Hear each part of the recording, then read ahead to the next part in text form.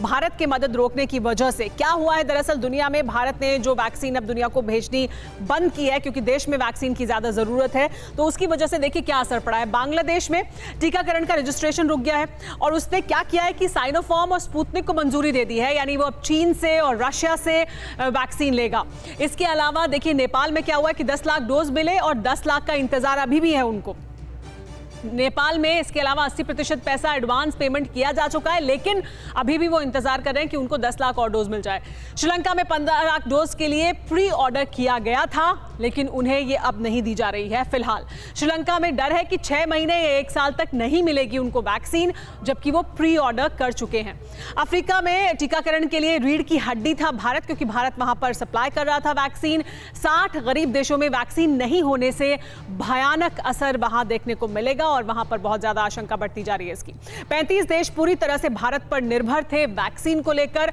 Africa के 20 देशों को एस्ट्राजेनेका की दूसरी डोज का अब इंतजार है, क्योंकि उन्हें 1 डोज मिल चुकी है। तो ये वो तमाम देश हैं और ऐसे और तमाम देश हैं जो प्रभावित हुए हैं क्योंकि भारत ने ये वैक्सीन अब भेजनी रोक दी है। लेकिन आपको ये भी बताते हैं कि भारत को क्या मिला है अभी तक, दुनिया से भारत को किस तरह की मदद मिली है।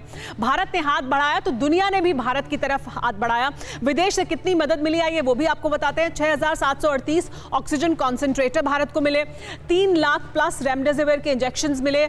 इसके अलावा 16 ऑक्सीजन प्लांट भारत को मिले, 3856 ऑक्सीजन सिलेंडर भारत को मिले और 4668 वेंटिलेटर भारत को मिले हैं। तो ये वो आंकड़ा है जो भारत को मिला है और ये कुछ समय पहले का आंकड़ा है, यानी उसके बाद भी लगातार भारत को ये मदद मिल रही है। आपको ये भी बताते हैं कि दरअसल ये जो आंकड़ा है वो 8 मई 2021 तक के ही आंकड़े के आधार पर है। अमेरिका से जो मदद मिली है भारत को वो भी बताते हैं। 545 ऑक्सीजन कॉन्सेंट्रेटर अमेरिका ने भारत को दिए, 457 ऑक्सीजन सिलेंडर दिए, 440 रेगुलेटर दिए, 220 पल्स ऑक्सीमीटर दिए हैं, 16 लाख N95 मास्क भारत को दिए हैं, 10 लाख टेस्ट किट दिए हैं, 2.6 लाख रेमडेसिविर के इंजेक्शन दिए हैं और जो अभी आना बाकी है वो 900 प्लस ऑक्सीजन कॉन्सेंट्रेटर आने वाले हैं। अमेरिका के बाद ब्रिटेन की बात करते हैं। ब्रिटेन से भारत को क्या मिला है, वहां से भी भारत को मदद मिली।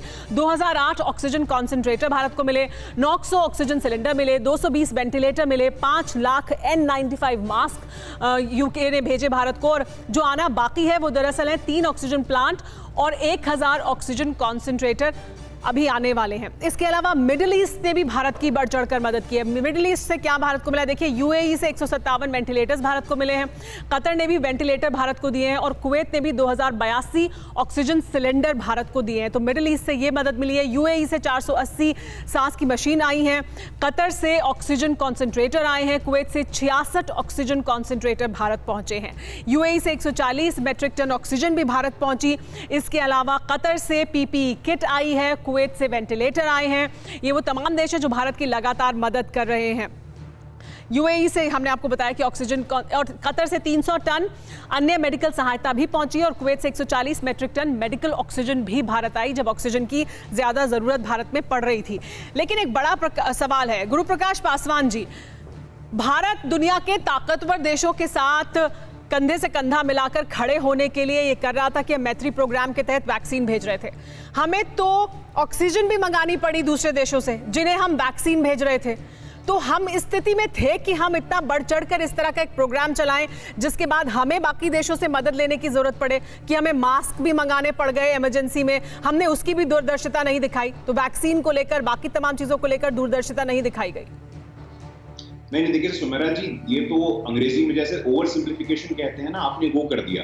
कम से कम 1 वर्ष का हम लोग को आकलन करना चाहिए। हम लोग पीपी किट कितना बनाते थे, आज क्या स्थिति है, तब कोविड के टेस्टिंग सेंटर कितने थे, आज क्या स्थिति है। तो अगर हम लोग को व्यापक स्तर पे देखने की आवश्यकता है, और मैं आदरणीय राजपूत जी की बातों को सुन रहा था, यदि उनका इतना ही कमिटमेंट होता तो सोनिया जी आज देश के बाहर नहीं जाती अपना जांच कराने के लिए। रायबरेली तो लगता है कि जैसे कि हेल्थ का हॉटस्पॉट बन गया है, अमेठी तो लगता है कि वहां पे health care facility international level की उपलब्ध हो गई है।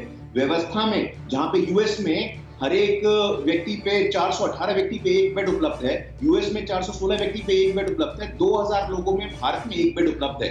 ये व्यवस्था के जो प्रश्न है, सिस्टम के जो प्रश्न है, कांग्रेस पार्टी जिसने सबसे अधिक समय तक शासन किया है, क्या उनसे नहीं पूछना चाहिए? आप लोग तुरंत आलोचना करिए, आलोचना करने में कोई बुराई नहीं है, सवाल करिए, सवाल करने में कोई बुराई नहीं है, लेकिन नैतिक आधार होना चाहिए। जब हम लोग वैक्सीनेशन लेकर के आ रहे थे तब पानी पी पी कर आप लोगों ने आलोचना की। नहीं, गुरु प्रकाश पासवान जी, मेरा बहुत ही लिमिटेड सा सवाल था। फिक्र आपकी, सोमवार से शुक्रवार रात 9 बजे सिर्फ TV9 भारतवर्ष पर।